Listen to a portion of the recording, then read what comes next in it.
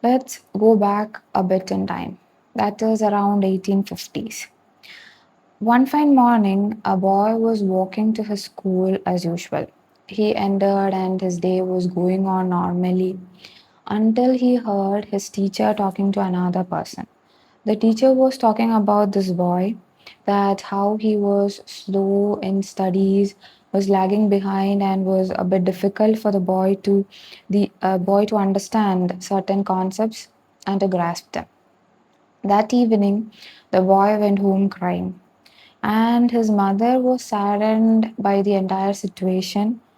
So she decided to pull her son out of the school and teach him herself.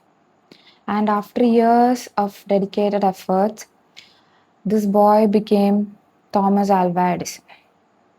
And often the story is attributed to the sacrifice, love, and efforts and the changes that a mother's love can make. But something that we should think about is the underlying issue that started everything. But before going into that, welcome back to Whispers of Orlone, where we take a pause from the everyday chaos and sort out an alternate living.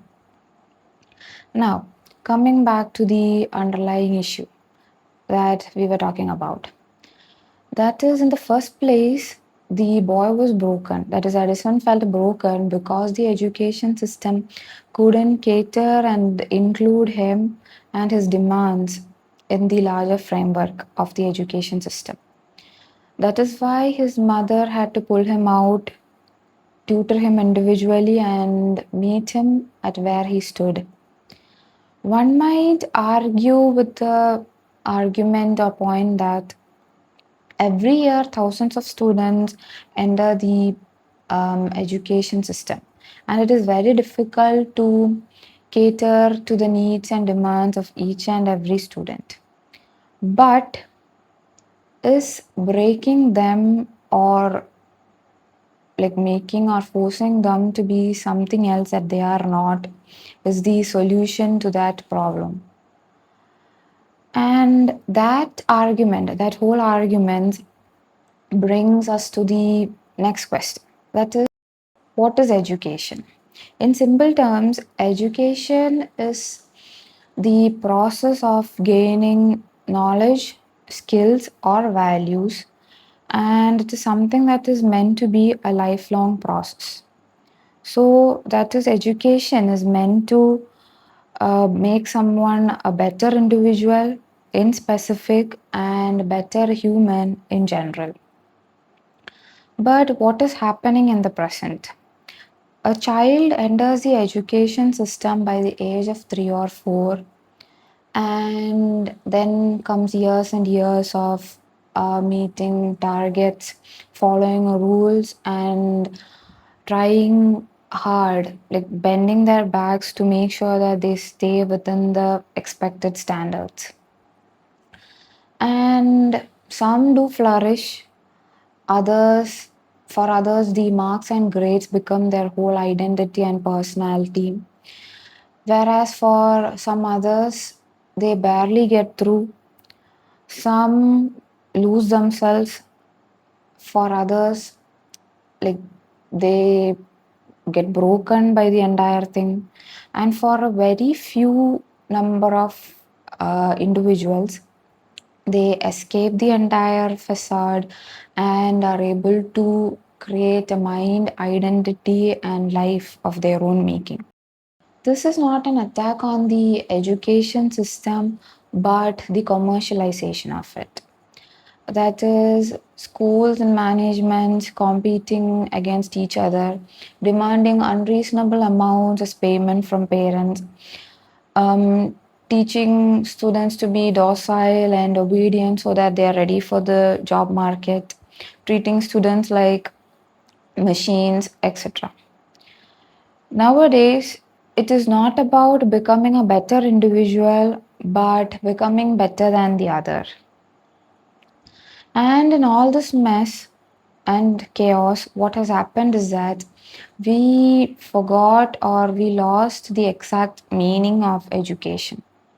It was never the goal to create people who think alike or behave alike, but to create minds that can question the baseless teachings and beliefs, and to bring out the individual in each one of us eventually. But what is happening right now? A child enters the education system via nursery or kindergarten, where energetic minds are made to sit at a desk or a chair for majority part of the day, and slowly the curiosity dies. Students learn to cope up with the rules, the and what is expected out of them, and they are trained to obey or to stay within a system so that they don't question anything even when they become adults. That is, chasing deadlines and focusing on a target or goal that was never theirs to begin with becomes a norm because that is what they are used to from their childhood. If you still don't see the problem, just consider one parting thought. That is the age old story of a fish that was assessed based on its ability to climb trees. That is a student who is not good at explaining a concept but is excellent at the practical aspect of something. How will they excel when the prominent education system puts unfair advantage on written examinations?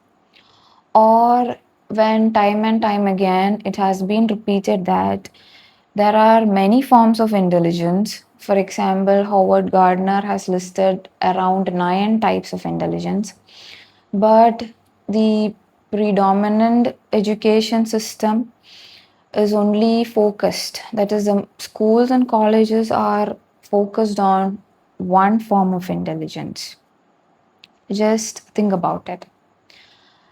And to conclude, when you get time, just think how many leaders, thinkers, writers, or pioneers the world must have lost just because we were taught that like chasing a target or a goal is the right thing and not self expression. So that is all for today, and take care. I hope you find stories in your shadows and that your life happens in the moments in between. Bye bye.